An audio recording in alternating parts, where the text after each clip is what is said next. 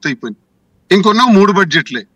ఆ 3వ బడ్జెట్ ఏదైతే 28వ సంవత్సరం ఉంటుందో, ఒకవేళ ఎలక్షన్ రావచ్చు, డిలిమిటేషన్ జరిగి రేపు పొద్దున్న పునర్విభజన జరిగిన తర్వాత 28లోనే ఎన్నికలు జరిగితే ఆ బడ్జెట్ కూడా హుష్కాకి. అంటే ఉన్న 3 బడ్జెట్లు అది కూడా ఎగిపోయినట్టే. అది కూడా ఓట్ ఆన్ అకౌంట్ బడ్జెట్ అయితే అవుతుంది. గట్టిగా చెప్పుకోవాలంటే ఇంకో 2 బడ్జెట్లు ఉన్నాయి. ఇప్పుడు జరిగిన 2 బడ్జెట్లలో ఒక్క రూపాయి కూడా సూపర్ 6 కింద ఎలకేట్ చేయలేదు. నేను కౌన్సిల్ లో కూడా ఇది మాట్లాడాము, చూసాము, బడ్జెట్ చదివి పూర్తిగా పరిశీలించి నేను చెప్తున్నటువంటి మాట ఇది. కావాలంటే ఎవిడెన్సెస్ తో కూడా తెలియజేస్తాను. జగన్మోహన్ రెడ్డి కూడా భారతదేశ చరిత్రలో లేని విధంగా బడ్జెట్ మీద సుమారు 75 నిమిషాలు పూర్తిగా విశ్లేషణాత్మకంగా మాట్లాడి చెప్పారు. ఎక్కడైనా బడ్జెట్ లో వీళ్ళు ప్రజలకు ఇచ్చినటువంటి మాటల గురించి, వాగ్దానాల గురించి ఎక్కడైనా ప్రస్తావించారు సార్? బడ్జెట్ ఎలా చేశారు సార్? 3 సిలిండర్లు రోడ్ల మీద, భవనాల మీద, వాటి మీద, రాజధాని నిర్మాణం మీద, వాటి మీద ఎక్కువ కాన్సన్ట్రేషన్ చేస్తున్నట్టుంది శ్రీనివాస్ గారు. సార్ తెలవకపోతే తెలుసుకోమనండి. సిలిండర్లు ఇస్తున్నాం సార్, 3 సిలిండర్లు ఇస్తున్నాం. తెలవకపోతే తెలుసుకోమనండి, తెలియకపోతే తెలుసుకోమనండి. 3 సిలిండర్లు ఇస్తున్నాం, 3 సిలిండర్లు ఇస్తున్నాం. కావాలంటే మీరు చూసుకోండి, చెక్ చేసుకోండి, చెక్ చేసుకోండి. సమావేశాల్లో మీరు 15 లక్షల కోట్లు అన్నారు. గవర్నర్ చేత 10 లక్షల కోట్లు చదివించారు. మాట మార్చొద్దు. మీరు సిలిండర్ లేదన్నారు, మీరు సిలిండర్ లేదన్నారు. సిలిండర్లు ఇస్తున్నాం, సిలిండర్లు ఇస్తున్నాం, 3 ఆయన మాట్లాడకూడదు. నేను మాట్లాడినప్పుడు ఆయన మాట్లాడకూడదు. దువ్వాడ శ్రీనివాస్ గారు, మీరు అధికారంలోకి వచ్చినప్పుడు ఎన్ని సంవత్సరాలకి మీరు ఇచ్చిన హామీలు అమలు చేశారు? అది కూడా నేను డిస్టర్బ్ చేయలేదు. నేను మాట్లాడు మీరెందుకు మాట్లాడతారు? 10 లక్షల కోట్ల గవర్నర్ చేత, సాక్షాత్ గవర్నర్ గారి చేత తప్పుడు సమాచారం. 6,42,000 కోట్లు బడ్జెట్ అప్పుంటే దాన్ని బడ్జెట్ పుస్తకాల్లో చూపించి కనీసం బడ్జెట్ పుస్తకాలు కూడా మాకు ఇవ్వలేదు. మాకు ఇచ్చిన ట్యాబ్స్ లో కూడా బడ్జెట్ వివరాలని వాళ్ళు ఇన్పుట్ చేయలేదు. అంటే ఎంత దారుణంగా ఉందంటే, బడ్జెట్ వివరాలని ప్రజలకు తెలియజేయకూడదని, బడ్జెట్ లో వాగ్దానాన్ని ఏవి పెట్టకుండా 2 బడ్జెట్లు పూర్తి చేసేసి ఏమంటారు? భవనాలు కడతారు, రోడ్లు వేశారు. ఎప్పుడు సార్? ఎక్కడ సార్ వేశారు? ఏ బడ్జెట్ లో వేశారు సార్? ఏ భవనాలు కట్టారు సార్? సంవత్సరం అయింది. అరెస్టులు, గూండా హత్యారస్కాలు, ఇసుక దోపిడీ, మద్యం ఆకాశానికంటే ధరలు, పేదవాడికి అందుబాటులో లేనటువంటి విధంగా ఆకాశానికంటే ధరలు. రండి, ఇసుక దోపిడీ జరగట్లేదా? ఏ రీచ్ కి వెళ్దాం రండి. మద్యం ఆకాశానికంటే ధరలు అన్నారు.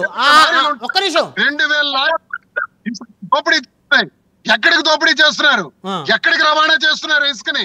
పేదవాడికి ఇసుక ఉచితంగా ఇచ్చామన్న పేరుతో ఇసుకని రాత్రిపూట ప్రతి ఎమ్మెల్యే కూడా, ప్రతి మంత్రి కూడా ఇసుకని దోపిడీ చేస్తున్నారు. శ్రీకాకుళంలో కానీ, శ్రీకాకుళం జిల్లాలో ఉండి ఇసుక అంతా కూడా వైజాగ్ దోపిడీ చేస్తున్నారు.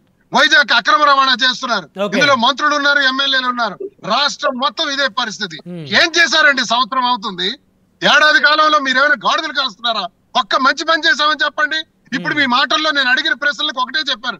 పెన్షన్ 4,000 అన్నాం, ఇచ్చాం, అదొక్కటే చెప్పారు. అంతకు మించి ఇంకోటి మాట్లాడారా? ఇంకో సమాధానం చెప్పగలిగారా? మీరు సూపర్ 6 గురించి మాట్లాడగలిగారా? ఏది మాట్లాడలేకపోతున్నారే.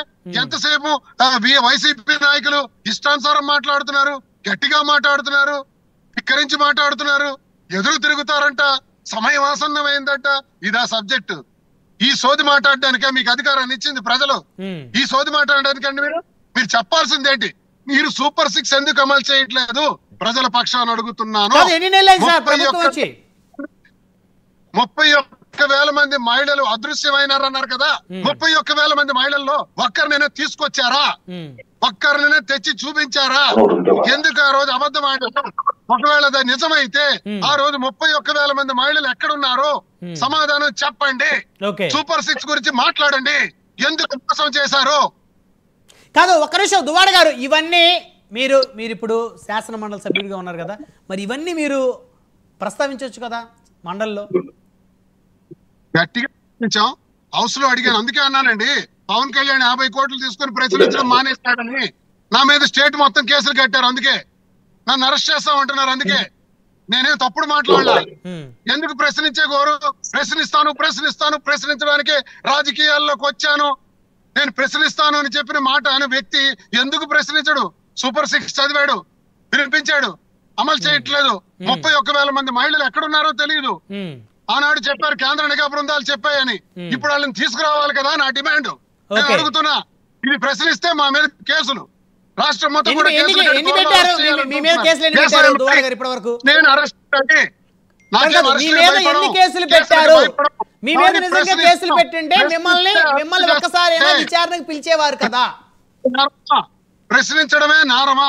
ప్రభుత్వం తరఫున మాట్లాడటమే తప్పులేదు, నేరమా? ప్రశ్నించొచ్చు. మీరు మరి కౌన్సిల్ ప్రతిపక్షంలో మండలిలో ఉన్నారు, మాట్లాడటమే ప్రశ్నించొచ్చు. నేరమా? ప్రభుత్వాన్ని ఎదిరించి మాట్లాడటమే నేరమా? ఉమ్, అది దాన్ని మీరు నేరంగా పరిగణిస్తారా? అది మా భావ స్వేచ్ఛ కాదా? అది మా హక్కు కాదా? ఓకే. మా హక్కుల్ని హరిస్తారా? ఓకే. గొంతులు నొక్కుతారా? అక్కల గాంధీ గారు రెస్పాండ్ అవ్వండి. ప్రశ్నిస్తానన్న వారు ప్రశ్నించడం లేదు. ఇవన్నీ నేను శాసన మండలిలో మాట్లాడితే నా మీద రాష్ట్ర వ్యాప్తంగా కేసులు కట్టారు, నన్ను అరెస్ట్ చేయాలనేటువంటి ఆలోచనలో ఈ ప్రభుత్వం ఉంది. నాకు ప్రశ్నించేటువంటి హక్కు లేదా? నేను ఒక ప్రజాప్రతినిధిని, చట్టసభలో ఉన్నాను. మీరు ఇచ్చిన హామీలే కదా, ప్రభుత్వానికి వ్యతిరేకంగా మాట్లాడకూడదా? మీకు అనుకూలంగానే మేము మాట్లాడాలా? ప్రజల వైపు